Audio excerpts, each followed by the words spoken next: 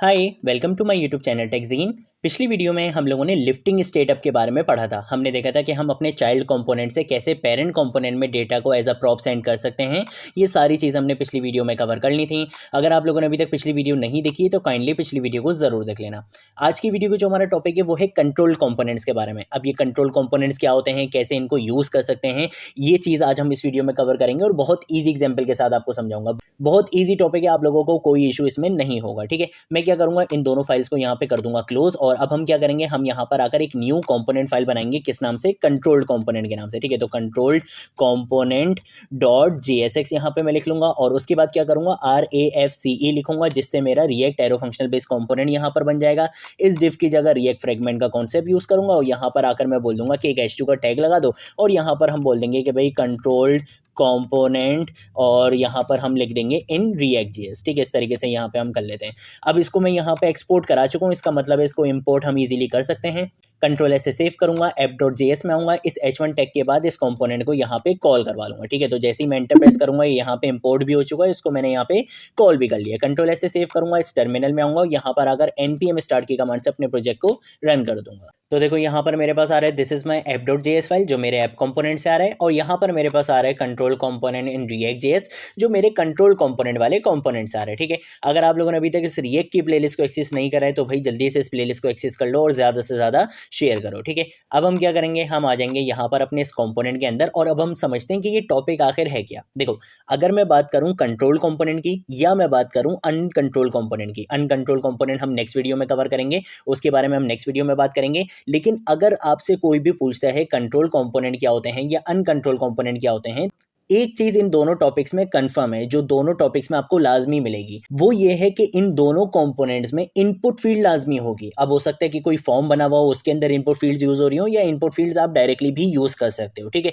तो uncontrol components की बात करें या कंट्रोल कंपोनेंट्स की बात करें, इसमें इनपुट फील्ड लाजमी यूज हो रही हो। अब कंट्रोल कंपोनेंट का मतलब क्या है? कंट्रोल कंपोनेंट का मतलब ये है कि आप अपनी इनपुट फील्ड्स को डायरेक्टली डॉम एलिमेंट से टारगेट नहीं करते हो, बल्कि आप क्या करते हो, आप स्टेट्स का यूज करते हुए उनको कंट्रोल करते हो। इसको कहते हैं कंट्रोल्ड कंपोनेंट। और अनकंट्रोल कंपोनेंट क्या होते हैं? अनकंट्रोल कंपोनेंट का मतलब यह है कि आप अपनी इनपुट फील्ड्स को डायरेक्टली डॉम एलिमेंट से टारगेट करते हो, जैसे कि आप jQuery से करते हो या आप प्योर जावास्क्रिप्ट से करते हो, gate element by ID, gate element by class name. ये क्या होता है? डायरेक्टली आपकी डॉम एलिमेंट पर जाकर उस एलिमेंट को क्या करते हैं? टारगेट करते हैं। सेम ऐसा ही एक कॉन्सेप्ट हम ऑलरेडी पढ़ चुके हैं और वो भी अनकंट्रोल कंपोनेंट में आता है। कौन सा टॉपिक पढ़ा था हमने पढ़ा था रेफ हमने क्लास बेस्ड कंपोनेंट में भी कवर किया था, और यूज रेफ का हुक यूज करते हुए हमने रेफ को फंक्शनल बेस्ड कंपोनेंट में भी इंप्लीमेंट किया था। और वो टॉपिक था क्या? वो टॉपिक यही था कि आप क्या करते हो, आप अपने एलिमेंट्स को डायरेक्टली डॉम एलिमेंट पर जाके टारगेट करते हो। ठीक है, तो वो क्या होते हैं? वो अनकंट्रोल कंपोनेंट्स होते हैं, उनके बारे में हम नेक्स्ट वीडियो में भी बात करेंगे। आज हम देखेंगे कि हम अपने एलिमेंट्स को स्टेट्स का यूज करते हुए कैसे कंट्रोल कर सकते हैं। उससे क्या होता है, उससे आप डायरेक्टली अपने डॉम एलिमेंट को टारगेट नहीं करते हो। तो ये काम हम कैसे कर सकते हैं, ये चीज आज हम इस वीडियो में कवर करेंगे। तो हमें पता है कि भाई कंट्रोल कंपोनेंट की बात की जाए या अनकंट्रोल कंपोनेंट की बात की जाए, इनपुट फील्ड तो लाजमी होगी। तो सबसे पहले तो यहां पर आकर क्या करेंगे, एक इनपुट फील्ड बना लेंगे। टाइप में उसकी क्या रखूंगा? टाइप आप कुछ भी रख सकते हो, मैं यहाँ पे इसकी टाइप रख देता हूँ, फॉर एग्जाम्पल टेक्स्ट रख लेता हूँ। ठीक है, और उसके बाद क्या करूंगा, मैं यहाँ पे आके इसको इस तरीके से क्लोज कर दूंगा। कंट्रोल ऐसे सेव करूंगा, चलकर आपको यहाँ पे दिखाऊंगा। तो यहाँ पर मेरे पास ये इनपुट फील्ड आ चुकी। ठीक है भाई, एक चीज तो समझ में आ गई।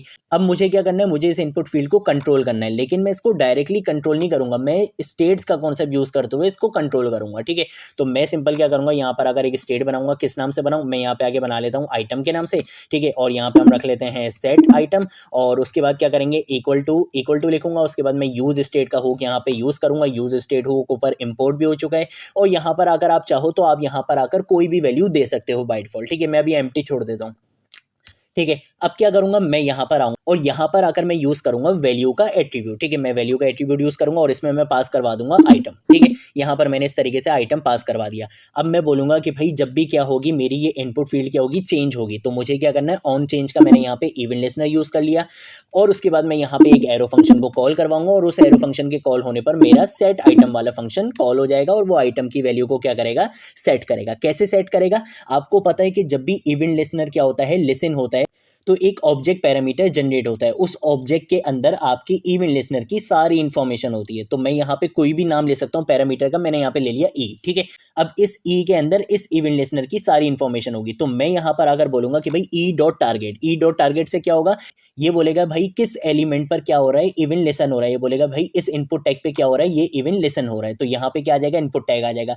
अब मुझे चाहिए इनपुट टैग के अंदर की वैल्यू, मुझे उसको कंट्रोल करना है। तो उसके बाद मैं टारगेट के बाद यहाँ पे क्या लिखूंगा, मैं यहाँ पे लिखूंगा डॉट वैल्यू। सिंपल इतना सा काम मैंने यहाँ पे करना है। और उसके बाद क्या करूंगा, मैं यहाँ पर आकर एक H3 का टैग लगा लेता हूँ और यहाँ पर मैं बोलूंगा कि भाई जो भी आइटम के अंदर वैल्यू आ रही है वो आप यहाँ पे शो करवा दो। ठीक है, तो आइटम के अंदर क्या आएगा, ये वाला आइटम वाली स्टेट आ रही होगी। ठीक है, तो मैं यहाँ पे क्या करता हूँ, कंट्रोल SS को सेव कर लेता हूँ। आप यहाँ पे कंफ्यूज नहीं हो जाओ, तो हम एक काम ये करते हैं कि इस आइटम की जगह हम यहाँ पे वैल्यू रख लेते हैं। ठीक है, ये तो हमारी हेडिंग है, हम इसका नाम कुछ भी रख सकते हैं। और यहाँ पे मेरी स्टेट के अंदर जो वैल्यू आ रही होगी, जिसको मैं यहाँ से क्या कर रहा हूँ, सेट करवा रहा हूँ ऑन चेंज के इवेंट लिसनर पे, वो यहाँ पर आपको यहाँ पे शो होती रहेगी। तो कंट्रोल से सेव करूंगा, यहाँ पर आऊंगा, यहाँ पर आकर और जैसे ही मैं कुछ भी टाइप करना शुरू करता हूँ तो देखो ये आपको यहाँ पर इसकी वैल्यू भी मिल रही है। तो ये कॉन्सेप्ट होता है कंट्रोल कंपोनेंट्स का, कि आपने अपने डॉम एलिमेंट को डायरेक्टली टारगेट भी नहीं करा, उसको डिस्टर्ब भी नहीं करा और आपने उसको इजीली कंट्रोल भी कर लिया यूजिंग स्टेट। तो ये आपके पास कॉन्सेप्ट होता है कंट्रोल कंपोनेंट्स का।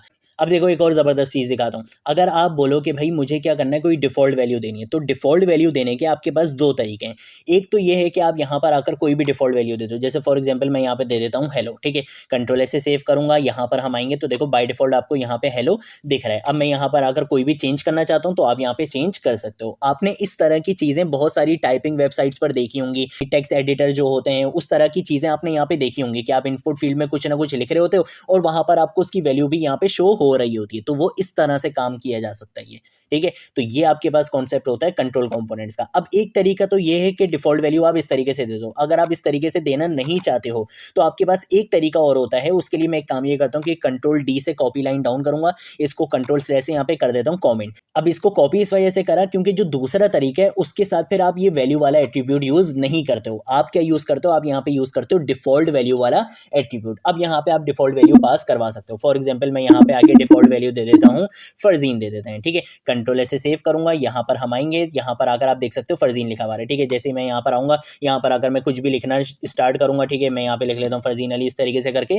तो ये आप इस तरह से भी क्या कर सकते हो, डिफॉल्ट वैल्यू दे सकते हो। तो ये आपके पास क्या होता है, कॉन्सेप्ट होता है कंट्रोल कंपोनेंट्स का, कि आप अपने कंपोनेंट को कंट्रोल कर सकते हो। यहाँ पे मैंने कोई jQuery यूज नहीं करी, यहाँ पे मैंने कोई जावास्क्रिप्ट का कोई gate element by ID, gate element by class name, इस तरह से मैंने डायरेक्टली अपने डॉम एलिमेंट को टारगेट नहीं करा है। मैंने कोई रेफ या यूज रेफ का कॉन्सेप्ट यूज नहीं करा है। इन्हीं तरीकों से क्या होता है कि आप अपने डॉम एलिमेंट को डायरेक्ट टारगेट करते हो और उसको हम कहते हैं अनकंट्रोल कंपोनेंट, जो हम नेक्स्ट वीडियो में कवर करेंगे। कंट्रोल कंपोनेंट का मतलब ये है कि आप अपने डॉम एलिमेंट को डायरेक्ट टारगेट नहीं करोगे, आप स्टेट का यूज करते हुए बहुत प्यार से उसको क्या कर लोगे, यहाँ पे टारगेट कर लोगे। ठीक है, टारगेट कह लो या आप कंट्रोल कह लो, बात एक ही है। तो ये होते हैं आपके कंट्रोल कंपोनेंट्स। इसके बारे में आपको पता होना चाहिए। ज्यादातर जो आप डॉम एलिमेंट्स को कंट्रोल करोगे वो इसी तरीके से करोगे, यानी कि कंट्रोल कंपोनेंट का कॉन्सेप्ट आप ज्यादातर यूज करोगे। ठीक है, अनकंट्रोल्ड कंपोनेंट कम यूज होता है उसके अपने कुछ सिनेरियोज होते हैं, वो हम नेक्स्ट वीडियोस में डिस्कस करेंगे कि भाई कहाँ पर रिक्वायरमेंट ऐसी होगी जहाँ पर हम अनकंट्रोल कंपोनेंट ही यूज करेंगे, वहाँ पर वो बेनिफिशियल रहेगा और कहाँ पर वो बेनिफिशियल नहीं रहेगा। ये हम चीजें नेक्स्ट वीडियो में डिस्कस करेंगे, बहुत इंपॉर्टेंट पॉइंट्स हैं वो। ठीक है, तो आज की वीडियो के लिए इतना ही। अगर कोई चीज नहीं समझ आए नीचे कॉमेंट सेक्शन में पूछ लेना, सोशल मीडिया अकाउंट्स पे पूछ लेना, मैं जरूर आप लोगों को रिस्पॉन्ड करूंगा। अब हम मिलेंगे नेक्स्ट वीडियो में नेक्स्ट टॉपिक के साथ, तब तक के लिए बाय बाय।